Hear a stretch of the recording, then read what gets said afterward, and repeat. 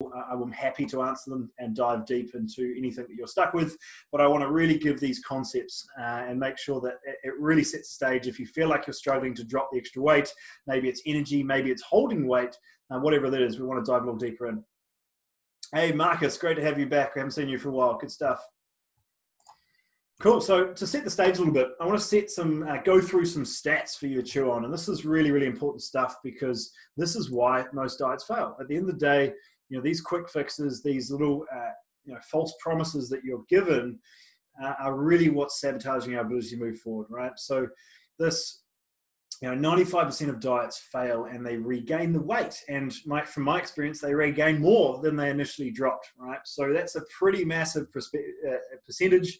Less than 5% are actually being able to move forward the diet. So it's really, really important that you look at this as a way to really do things properly, because if you're following 95% of the population, things aren't going to go too well for you, right? So 95%, that's even higher than how many businesses fail in the first 2 years. So if you want to do things properly, you've got to learn from people that have helped people get there. You've got to learn how to do things properly from the start so you don't set yourself up for failure. Now, the second point here is quite an interesting one, and I think it allows you to make some assumptions, but the obesity industry, as it's called, the health and fitness industry, will likely top 315 billion this year alone, okay? These pills, these shakes, these fat burners, all trying to get you to come back, and they're absolutely killing it on how much they're making, right? Look at those two right after each other. 95% of them are failing, but they're still raking in 315 billion on useless supplements, useless programs, and shit that does not help you, right? That's a pretty big stat. Number 3, over 35% of occasional dieters progress to a disordered eating at some level, right? Having a bad relationship with food, worrying about what they eat, no carbs after 6, whatever's coming up, right? Really having such a worry over it. And unfortunately, 25% with a full-blown eating disorder, right? Worried about eating, always feeling overweight, never feeling good in their own skin, and being stuck in this overwhelm of, unless I'm following a diet perfectly, or keto or vegan or Atkins or whatever it's coming through, and not actually really taking the time to build your own blueprint, then really having this bad relationship with food is coming through way, way too often. And then the last one I'm going to give you here is within 2 weeks, and I think, to be honest, the stats can be higher, but within 2 weeks, 25% have totally given up on their weight loss goal. It's too hard. They're doing so many things and things aren't changing. Why is it not working? Why does it not work for me? And they were already given up after 2 weeks. Okay. So what I want to go through today is really diving into this a bit more so that you don't become one of these statistics, that we can do this properly. We don't end up with a bad relationship with food, and we can actually make things work and make sure they're sustainable long term. Okay. So the touch points, the areas I want to dive into today are mainly these 4. Okay, so Maya, my partner, said this earlier, and I loved it, so I'm going to use it. Yo-yo is a no-no. Making sure that we're not going up and down, in and out of diets, trying to keep the weight down. Second one, I want to dive into habits over hacks. We're not just trying to hack our way to a quick fix. We're installing habits that are going to really serve us long term. We're having a whole lot more people come in. That's great. Paul Campbell, great to have you on. Make sure you catch that private training as well. We dived in deep today. Jason Bailey, good to have you on. Awesome. Okay. So weight loss versus fat loss. And why are we really making sure and making that such an important distinction? The difference between weight loss and fat loss, and how sometimes that can really sabotage your progress and your ability to really improve long term and ultimately feel great in your own skin. And then the last one I want to dive into is this distinction between efficient versus effective. How can we really make the most of our time, and why that's a massive part of this being a sustainable change. Okay, so the first one we'll dive into today, and I'm going to get right into it, is just getting clear on why we need to stop these yo-yo diets. Well, we've got to get away from these fads. We've got to get away from these quick fixes and cookie cutter programs to make sure that you can actually drop weight, okay, that you can feel great in your own skin, you can increase your energy, and you can actually be more healthy. You can improve those blood markers in the process, okay? So drastic drops in body fat are not sustainable. You know that, right? But the problem is most people are like, yeah, I lost, 5 kilos in 2 weeks. a lot of that initial drop is water weight, right? So, this is like the jockey getting ready for the race, and they put the paper bags on, the big plastic bags on, and go for a run. Yes, they drop weight in the short term, but as soon as they drink some water and actually hydrate their body, they're going to put their weight back on, right? If you're dropping all this weight out, obviously there's extra inflammation, there's a lot of carbohydrate storage. If you drop that down in the short term, yes, you will drop weight, but there's a reason you have this glycogen storage in your body in the first place, is so you can actually function, okay? So these sort of drops in the short term, you're winning for 2 weeks and you feel like it's stuck. It's because you haven't actually fixed that underlying issue, right? We really focus on this whole, front load the process, really get your body working by getting it healthy first. If things are functioning, if they're healthy, then you're actually going to be able to move forward. You're going to be able to get things on your side. So don't focus so much on how much you can drop in 2 weeks, because if you are seeing massive drops there and you're disheartened by what happens after, the likely chance is you haven't actually focused on proper weight management, focused on how we can get that body healthy, and then you'll drop weight in that process, okay? Hey, Paula, Jane, good to have you on. William Wong, a couple others on there, that's good. So one thing I want to take into account here is, obviously going into a diet like this, you get really motivated. You're like, cool, I want to make this big change. I want to jump right in. Okay. So you go from, whatever your current routine looks like now, and then you go, all right, let's change everything all at once. I want to drop all this weight. I'm serious. I'm committed. It's going to happen, right? How many of you have done that? Put your hand up. It'd be great to see who's been in that position. Have you gone in? You'd be like, yep, it's time to change. I've hit 1st of January. I've come through COVID. I put some weight on, whatever's happened. And you're like, right, it's time to change. I'm going to jump on this diet. You can't go from, everyday Joe to the Olympic team overnight, okay? There are habits, there are skill sets, there's level of internal mastery that actually need to happen for you to be able to make those changes and actually sustain them, okay? If I got you to go from what today's, your daily routine looks like today, and then go, join Usain Bolt on the running field for the next 2 months, how long do you think you could actually sustain that routine before something breaks, something completely falls apart? It's not going to be particularly long, okay? So really getting this stuff in line is going to make a big difference. Hey, Joey, great to have you on board. Quinton, awesome. Both private, obviously, we've just finished that private training. It'd be great for you to go watch that as well. We've dived really deep into some really key aspects of what we talked about today as well. So going through this yo-yo, getting awareness of what's going on, is really just making sure you get that distinction, right? Because the biggest thing that's going to stop you from being able to make these changes and make sure they're sustainable long-term is being able to continue to make them, right? If you change everything all at once and you start feeling low on energy, you start feeling burnt out, and then you have these big, binges on the weekend, or you need to sleep all Sunday to catch up, that is obviously something that's not sustainable. So how can we really break this down into habits that you can actually sustain? All right. So I'm going to dive into that now and really make sure that we can give you those habit changes, give you those focus points right now, rather than just hacks, rather than things that might just work for a week and then you're looking for something new. We need to get away from this focus of the new red button, right? Oh, this is new. Let's try this. Oh, this is new. Let's try this. Step back for a second and start to think, if it's not working for you, there's something deeper that's missing, right? If you've tried all these different diets and they're not working for you, it must be something else. How about we can dive a little deeper and look at how can we really make sure we're putting those steps in place for this actually to work long term? So number one, we want to make sure that the only way that we can win is by focusing on those habits, right? So if we look at, we use Usain Bolt because I've used him already, is setting up those habits, right? So, okay, rather than going into his full sprinting routine, he trains maybe 3 times a day. He's doing his starts in the morning. Maybe he's doing a bit more mid-range work in midday, and then he's doing some strength at night. Cool. All right. So how does he start out that day? What does he do before he goes to that first session? Does he, hydrate his body? Does he get some stretching in? Does he get some movement? Awesome. How about we just apply that to your today? How can we focus on hydrating your body? How can we focus on getting a good nourishing meal in before we start the day? If you go from not having breakfast, skipping that, having the coffee and getting out the door, to actually getting in a great meal and hydrating your body, you are making such a big difference to how your body performs and functions. Start with that, right? That's going to make a big difference. Habits over hacks.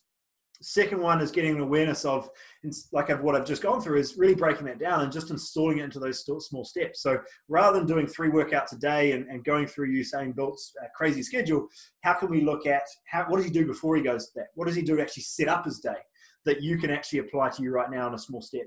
If you're looking at this as I don't know if I can fit this in. I'm really committed. I'm going to make it happen. I've got that willpower. That willpower will run out after a couple of days pretty quick, right? we've got some real machines in this program. I'm not going to name her today, but I've seen people that can work really hard and there is still a point where they break. Okay, you're not going to, even on a perfect day, you might hit 80%. As soon as something comes up, your kid's got to go to soccer practice, you've got a work project coming through, you didn't get that full 8 hours of sleep, you're going to slip off. Okay, so allow yourself to win by breaking that down into smaller habits. You've got to focus on, is this a 9 or 10 at least? If I'm very confident, 99 to 10 out of 10 confident that I can do this every day. Now this is something that you can start to install in your life and really focus on those habits that are going to allow you to move forward, okay? This is why that simple shoes next to your bed trick is so important, right? If you struggle to get those workouts in, you've got a busy day, put those shoes next to your bed, put them on and get out the door, right? It's the first thing you do. It becomes unconscious. You're not even thinking about what emotions come up, what's happening outside, what you've got on that day. You just get it in before the day starts. This is a massive part of making sure that this stuff really works long term, okay? Start to put those habits in, start to move forward. If you've got any questions from that, please let me know. It'd be great to dive in. What did you take away from that? That'd be really, really good. So second one I want to dive into here is getting an awareness of weight loss versus fat loss, right? You do not want weight loss. You do not want to just drop all your weight, because what happens when this is going on is it's not just fat that you're losing, right? And I want you to treat muscle like gold when it comes to sustainability, when it comes to feeling strong, lean, healthy long-term. You have to keep on to muscle. One of the biggest things that come through with seeing someone's health decline is a decrease in muscle mass, right? So if you just drop a bunch of weight, it's a bit of muscle, a bit of fat, you're going to feel terrible. You're going to never feel like you've quite lost that last bit of weight, and you're going to feel like you're suffering and going lower and lower and lower into these calorie deficits, right? So you've got to set up this the right way. You've got to make sure that you get this health base sorted. If you're feeling constantly bloated and tired, you don't feel like you're sleeping through the whole night, right? You're waking up at 1 or 3 a.m. That's showing signs that things like your liver aren't functioning properly. If you're constantly having to drop the food lower and lower and you keep thinking you're on a diet and things aren't working anymore, your metabolism is just slowly shutting down, right? Now hormones aren't functioning properly. Now your energy is down the toilet. Now you're needing caffeine to just get through the day. That is not good news for long-term sustainability. You have to make sure this body is healthy first. So a big shift around this is, rather than obsessing about these calorie deficits, yet at some point yes, we do need to be in an energy. We need to adjust that calorie deficit in the way of we're burning more than we're eating. But that doesn't come from looking at every single calorie which you're consuming, because it's never going to be exact anyway, right? How much calories or how much I burn from eating that banana to how you do, or how much I even absorb from that food, is going to be massive, right? So really understanding that's going to be big. Yeah, Betty, diving into sleep, right? If you're getting less than 6 hours in the night, your insulin sensitivity is going to drop by 60%. That in itself is going to change so much on how your metabolism functions in that day, right? So if you're not getting 6 hours in a row, you're waking up every couple hours or 4 hours into the night, you're going to start to see how that affects your metabolism. And now, you're trying to eat less and less, but your metabolism is really, really low, your energy is low. And now, what's going to happen next? Either one, you get completely burnt out and you don't function at work, or now you're needing V's and Red Bulls and coffee to get through the day, right? It's really getting that stuff clear first, okay? So focus on how you can get that healthy first. Now we can upgrade how the metabolism works. We can get your body functioning at a high level rather than suppressing everything down, okay? That's a really, really big point. So if we dive into this next, this is a really, really big one. And obviously this is the buzzword of pretty much this whole century, is getting this awareness of, how are you doing today? Oh yeah, no, busy. Oh yeah, I'm busy. It's always busy, right? So it's getting clear on this adjustment of efficient versus effective. You can be really, really efficient at something, but if you're not doing the right thing, it doesn't matter how efficient you're not being effective, okay? We want to focus on that minimum effective dose. We want to focus on what's actually going to allow you to move forward. So what are those points that we can focus on to focus on doing the right things, on focusing, making sure that you're actually being effective with your time rather than just trying to get better and better at things that are irrelevant, okay? You wouldn't do this at work, so why do you do it with your body? That question is really just around that, right? Like if you're focused on getting really efficient at filing notes, but it's not actually allowing you to create more revenue for your company or close on the certain projects that you need to do, whatever it is, then it's not a particularly good task, right? You've got to focus on the things that are actually going to get you towards your goal. So why would you do that with your body? Why are you focusing on counting every calorie or making sure that you've done enough steps for the day if it doesn't actually make it doesn't actually give you the core effective main non-negotiables that need to be there for your body to move forward, okay? Yes, steps don't count.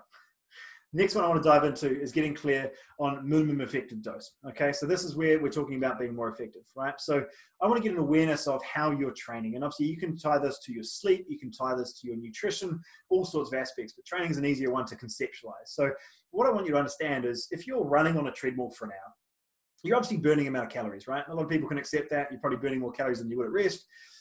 But if as soon as you get off that treadmill, right, if you're just going for a walk and then you get off that treadmill, you're no longer burning any extra calories. It didn't require a huge amount of effort. Your body doesn't need to recover from that session. So, unless you do more and more and more, you go faster, your body doesn't burn more calories, okay? Whereas if we're doing a muscle-based workout, we're actually contracting muscles, there's some sort of resistance involved, and we're breaking down tissue, we're able to actually get the stimulus, this response in the muscle, whether it be doing some squats or some lunges or even some bicep curls if it needs to be.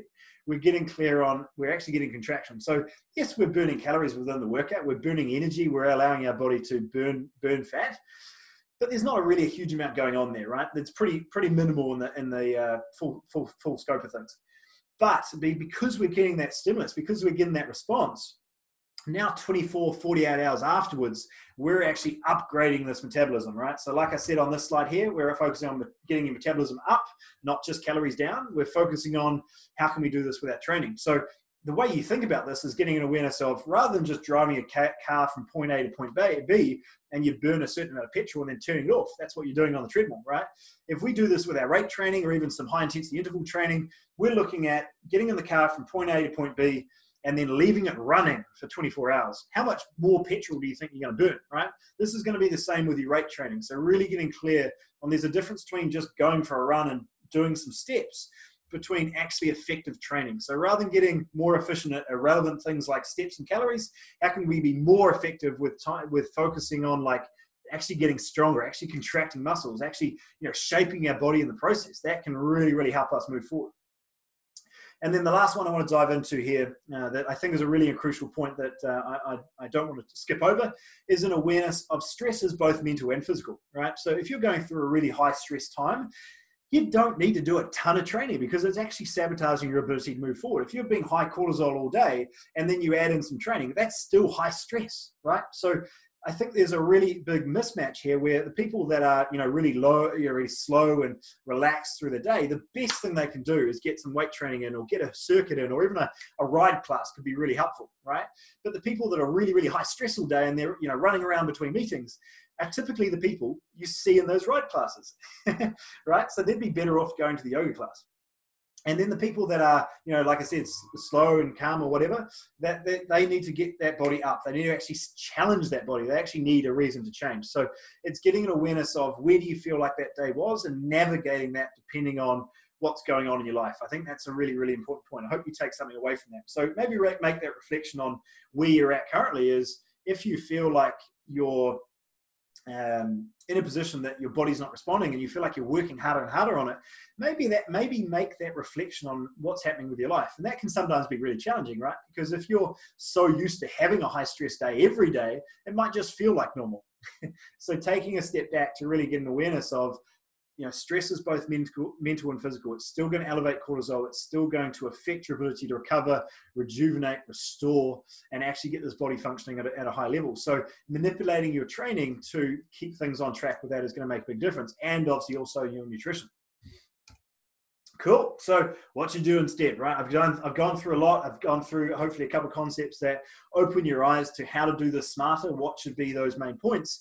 Here's a couple of things that you should maybe look at instead. Okay. So get that awareness as to where you're sabotaging yourself. Is it around that bad relationship with food, right? You're worrying about having carbs after 6. Having carbs after 6 could make a massive difference to your sleep. I'll tell you that now. Is it that you're high stress all day and then you're trying to do a ride class after work, right? getting an awareness of that's going to make a big difference, right? Focus on reducing that stress, getting that body back to it doesn't have to be, you're not going to get rid of all stress. Our day is pretty busy, but trying to be aware of that and scheduling out times for, maybe a pause, maybe for when you're going to train, making sure that you're not constantly in reactive mode. You can start to plan these stuff out. The next part here is you've got to love your gut. You've got to respect this stuff, right? Because if you're eating these foods that are causing inflammation, all right, a lot of these foods that are typical health foods that the guru is going on about, like whey protein or maybe eggs for some people, or oats, or even chicken if you've overdone it, right? It can really cause massive issues. And a lot of these intolerances, people think these are the healthy foods and I should be losing weight. But a lot of these diets are like, you overdo them for so long, plus you put that stress on top, your body starts to get really intolerant to those foods. So that's really something to look into. And if you do feel really bloated or gassy, it'd be great to get in touch with me, reach out to me, ask me if there's any questions there, because diving into that is going to be a really big health anchor to holding you back. The next one is the minimum effective dose. So making sure if you feel stuck and you feel like you're constantly on that hamster wheel, you feel like it's not dropping weight, we need to look back at actually stepping back and getting your body working. I've worked with so many clients where one of the biggest thing we did is be like, look, you're actually doing too much and your body's not able to function. Here's a couple of crucial tweaks you can make. This is how you can step back and you'll actually make more progress. So if you feel like you're really working hard and you're not seeing the same results, again, please reach out, let me know what's going on, and we can help you sort something out there. It'd be great to dive into that. And then the last one I think that's really important, and after a couple of conversations I've been having this week and just general reflections with clients that are really crushing it right now, is this awareness of, you don't know what you don't know, right? So if you're going through and you're using these concepts that have worked in the past, they're not working now, and you're focused on what you know, then that's great. But there's probably these aspects that you're not aware of that are actually holding you back. So one of them could be that gut health. One of it could be that your liver's really not functioning that well, and that's why you're waking up to pee at 3 a.m. Or something's out of whack, and that's why your body's not moving forward. So there's a couple of phases of awareness that you need to go through, and this is something I've been working with our private clients quite a lot to really coach them through this uncomfortable stage where they're like, oh wow, I thought I really knew a lot about nutrition and training, but now I feel like there's so much more I can grow. It's like that can be uncomfortable in the short term, but long term it's like, wow, there's so much I can change, there's so much I can do to really move forward. So having that level of really making sure you've got an expert in your corner, making sure that you've got a mentor, you've got a coach that can really help you, is going to be a massive change. And if that is something you're looking at, you haven't, if you want to dive into that a little deeper, it'd be great to have a chat with you and see if you're a great fit for our program or what those next steps would look like. Cool, team. So that was all I really had today. I guess just to finish off, if you want to learn more about this, you want to dive into where you feel like, a couple of the concepts that we went through today really resonated with you, started to sort of shine some light on maybe this, constant yo-yo you've been doing in the past, or where maybe you've been sabotaging yourself. I'd love to get on a call with you to dive into this and get clear on what some of these steps should look like, lay this out for you so we can get really clear on applying this blueprint to you, really getting clear on what those next steps should look like. And hey, if you're a great fit for our program, I'll invite you to work with us. We can go through what that would be involved. If you're not a good fit, I'll also tell you, but you'll get tons of value out of that call. We'll give you access to that vault, so you got clear on a couple of videos and those action steps to really move forward. There's nothing to lose here. It really allow you to get clear on what those next steps are. And as hopefully you can tell from today's call, it's a no fluff approach. We're trying to make sure this is actually going to work for you. We're all about the long game. I don't care if you lose weight in 6 weeks, if you put it on in 8, we're going to make sure that you can really keep this off and make those changes, make those adaptations to allow you to move forward. Okay. So I hope you got a ton out of the call. I hope that was something that was really valuable and can give you some clear action steps to move forward. We had a ton of people come on. It was great to see those numbers rise as we went through this. That was really, really great to see. So I'll stick around for a minute or two. If there are any other questions that you have, we've got so many people on the call. It'd be great to know. Just let me know if you just got a ton out of that. Just comment value. It'd be great to see that you got a lot out. Otherwise, if there was any comments, any questions you had, I'll stick around for a minute or two to answer any of those. I'll also I'll chuck a link below if you do want to book in a call directly. Then obviously simply what we do is book in for next week. I think this week's pretty chocker, but we'll have a couple of spots next week and we can get on one of those calls together. Obviously you'll be talking to me personally, so we can go through what that looks like. So I can chuck that link below. Bethy, you put that comment up about not sleeping through the night. Let me know if that was helpful with those next steps. I believe you're in the body reset program, so I hope if you've got up to week 2, week 3, that should be helping there as well. Hey, Angela, great to have you on.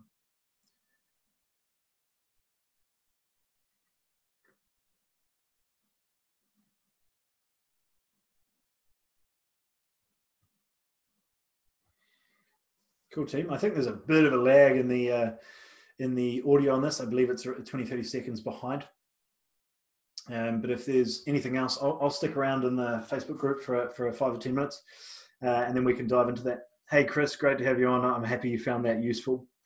Cool. All right. Well, I will finish that up there. If there's any questions, please let me know. And like I said, reach out if you've got any questions, you want to dive into this and you want to make something change, you know where I am.